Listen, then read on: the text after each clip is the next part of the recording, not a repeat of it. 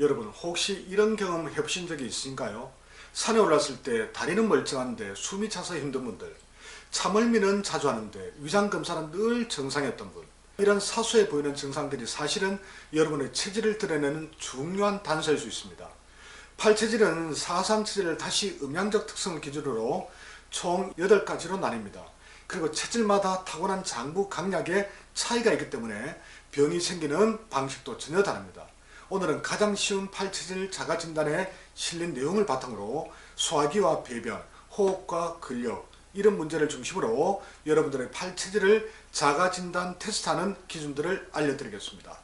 다만 체질은 사주나 건강 상태에 따라 예외가 있을 수 있다는 점도 꼭 기억하시기 바랍니다. 체질 용어에 혼란을 겪을 수 있어 먼저 팔체질 연구소와 권도원 선생의 체질 명칭을 확인하고 넘어가겠습니다. 참고로 연구소 체질 명칭은 음양적 특성을 더 정확히 반영했기 때문에 이름만 들어도 이 체질 특징을 더 잘 이해할 수 있는 그런 장점이 있습니다. 태양인은 금체질이죠. 열태양인은 금양체질, 한태양인은 금음체질, 또 태음인 목체질은 열태음 목음체질, 한태음 목양체질, 또 소양인 토체질은 열소양인 토음체질, 한소양인 토양체질, 소음인 수체질은 열소음인 수양체질, 한소음인 수음체질로 연결해 볼 수 있습니다. 이처럼 체질은 음양적 구분과 장부 강약에 따라서 병의 발현 양상도 전혀 달라집니다. 첫 번째, 소화 배변 관련입니다. 이걸 통해서 한번 자가 진단해 보겠습니다. 변비가 있으면 견디기 힘들다면 열소양인, 한소양인, 태양인 순서로 추측해 볼 수 있습니다. 소양인은 비위는 강하지만 하초인 신장이 약해서 장에 열이 정체되면 변비에 좀 민감합니다. 변을 며칠 못 봐도 별로 괴롭지 않다면 열소음인, 한소음인 가능성이 가장 높습니다. 소음인 수체질은 장부 민감도가 낮고 체내 수분 대사가 원활하지 않아서 장 자극에 둔감하기 때문입니다. 소화가 잘 안되고 위장병을 자주 앓는다면 한태양인 소음인 가능성이 가장 높고 그 다음에 한태음인 목양체질입니다. 위가 약한 체질은 음식의 운하 기능이 떨어져 속이 좀 더부룩하거나 위험 증상이 잘 생깁니다. 참을미 또는 찬 음식 섭취 후에 복통을 자주 경험한다면 소음인 가능성이 가장 높겠죠. 그 다음에 한태음, 한태양 순서로 볼 수 있습니다. 소음인은 신장이 강한 반면에 위장이 매우 약합니다. 한태양인과 한태음인도 마찬가지죠. 그리고 복부가 차가운 체질은 차가운 자극에 좀 예민할 수밖에 없습니다. 한태양인은 양체질이긴 하지만 상열, 하한, 열이 오르고 밑은 차가워지죠. 이것 때문에 장이 냉해진 경우가 많습니다. 위장질환이나 소화불량을 자주 경험한다면 한소음인 가능성이 가장 높고 그 다음에 열소음과 한태양, 그 다음에 한태음 순서로 생각해 볼 수 있습니다. 위장의 강약뿐만 아니라 같은 소화기 장부인 간담이나 신장의 명문화 기능, 신장의 따뜻하게 해주는 기능입니다. 명문화 기능이 뒷받침되지 않으면 장 운동 자체가 좀 어려워집니다. 위하수 경향이 있으면 한소음, 열소음, 한태양, 한태음 순서로 생각해 볼 수 있습니다. 위를 포함한 내장기관이 아래로 처지는 병증은 복근이 약화되고 기허가 원인이 주로 됩니다. 당연히 소화기능이 약한 체질에서 이런 위하수 증상이 많이 발생합니다.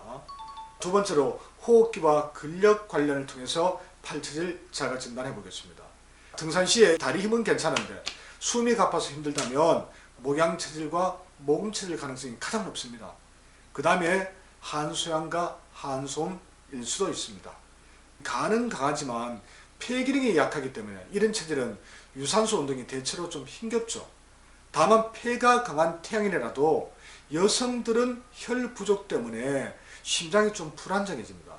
그래서 숨이 찰 수 있기 때문에 이런 예외도 있다는 것도 늘 생각하셔야 됩니다. 등산 시 숨은 안 차지만 다리에 힘이 자꾸 빠진다. 한태양인이 제일 많고 그 다음에 열태양 금양체질이 되겠죠. 양중의 양체질인 태양인은 폐와 상체는 아주 강합니다. 근데 인대와 근육을 주관하는 간이 약하고 하체가 약해서 무리하면 힘이 빠질 수 있는 거죠. 오르막은 힘들지만 평지는 잘 걷는다면 태음인 가능성이 가장 높고 그 다음에 한소음, 한소양을 생각할 수 있습니다. 심폐기능은 약하지만 간이 강하기 때문에 이런 체질들은 또 음의 기운이 또 강해서 하체의 힘은 대체로 좋은 편입니다. 순발력, 또 오래 달리기 이런 것들 다 잘한다면 이건 태양인 가능성이 제일 높습니다. 그 다음에 소양인 열소음 순서가 되겠죠. 순발력은 양적 속성입니다. 또 오래 달리기는 폐의 기능과 관련되죠. 그래서 양기와 폐가 강한 체질에서 이런 특징이 두드러진다고 볼 수 있죠. 근무력증, 또 다리 힘이 자주 빠진다면 역시 태양인, 그 중에서도 한태양인이 가능성이 가장 높고 그 다음이 열태양입니다. 간이 약하고 음기가 부족한 태양인은 하지 근력 유지가 좀 어렵습니다. 또 근력이 쉽게 무력해집니다.